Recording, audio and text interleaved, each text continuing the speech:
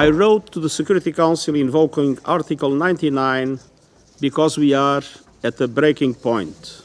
There is a high risk of the total collapse of the humanitarian support system in Gaza, which would have devastating consequences. We anticipate that it would result in a complete breakdown of public order and increased pressure for mass displacement into Egypt. I fear the consequences could be devastating for the security of the entire region.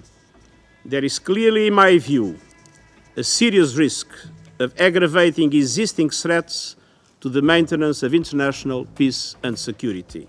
The risk of collapse of the humanitarian system is fundamentally linked with the complete lack of safety and security for our staff in Gaza and with the nature and intensity of military operations which are severely limiting access to people in desperate need. The threat to the safety and security of United Nations staff in Gaza is unprecedented. More than 130 of my colleagues have already been killed, many with their families. This is the largest single loss of life in the history of our organization.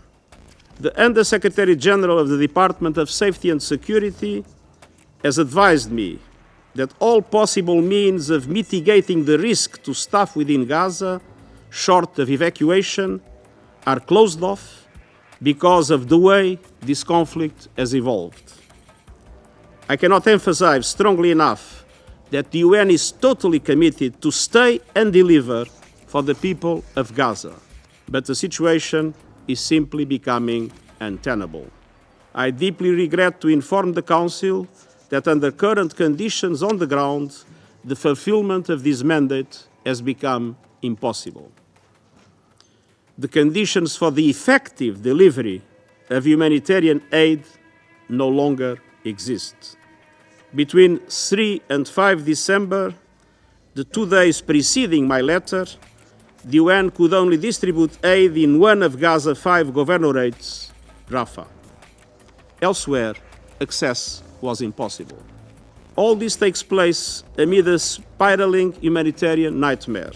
First, there is no effective protection of civilians. More than 17,000 Palestinians have reportedly been killed since the start of Israel's military operations. Attacks from air, land, and sea are intense, continuous, and widespread. So far, they have reportedly hit 339 education facilities, 26 hospitals, 56 healthcare facilities, 88 mosques, and 3 churches. Over 60% of Gaza's housing has reportedly been destroyed or damaged, some 300,000 houses and apartments. Some 85% of the population have been forced from their homes. The people of Gaza are being told to move like human pinballs, ricocheting between ever smaller slivers of the south without any of the basics for survival. But nowhere in Gaza is safe. At least 88 UNRWA shelters have been hit, killing over 270 people and injuring over 900. Conditions in shelters are overcrowded and unsanitary. Gazans are running out of food. 97% of households are not eating enough. In the south, the figure among displaced people is 83%. Half the people of the north and more than 1/3 of displaced people in the south are simply starving. WFP's own food stocks are running out. In the north, 9 out of 10 people have spent at least 1 full day and night without food. The last functioning floor mill in Gaza was destroyed on 15 November. WFP has provided food and cash assistance to hundreds of thousands of people across Gaza since the crisis began and is ready to scale up its operations. Gaza health system is collapsing while needs are escalating. At least 286 health workers have been killed. Hospitals have suffered heavy bombardment. Just 14 out of 36 are still functioning. The European Gaza Hospital, one of the 2 main hospitals in southern Gaza, has 370 beds. It is currently housing 1,000 patients and an estimated 70,000 people seeking shelter. There are critical shortages of drugs, blood products, and medical supplies. Fuel to run the hospitals is severely rationed. Many patients are being treated on the floor and without anesthetics.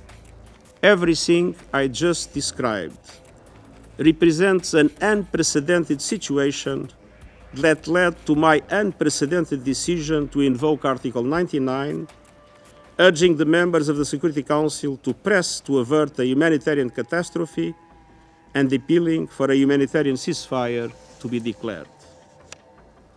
Mr. President, we are all aware that Israel began its military operations in response to the brutal terror attacks unleashed by Hamas and other Palestinian armed groups on 7 October. I unreservedly condemn those attacks, and I'm appalled by the reports of sexual violence. There is no possible justification for deliberately killing some 1,200 people, including 33 children, injuring thousands more, and taking hundreds of hostages. Some 130 hostages are still held captive, and I call for their immediate and unconditional release. At the same time, the brutality perpetrated by Hamas can never justify the collective punishment of the Palestinian people. And while indiscriminate rocket fire by Hamas into Israel and the use of civilians as human shields are in contravention with the laws of war, such conduct does not absolve Israel on its own violations.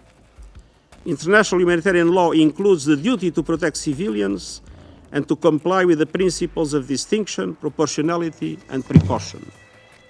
The laws of war also demand that civilians' essential needs must be met, including by facilitating the unimpeded delivery of humanitarian relief. International humanitarian law cannot be applied selectively. It is binding on all parties equally at all times, and the obligation to observe it does not depend on reciprocity.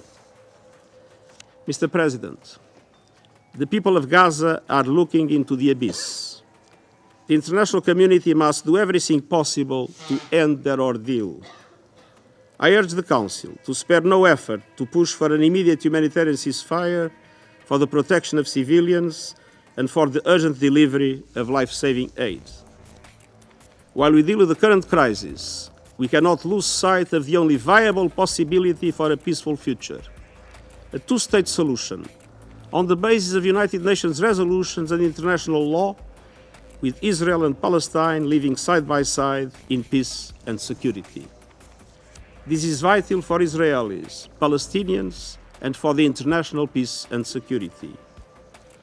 The eyes of the world and the eyes of history are watching. It's time to act, and I thank you.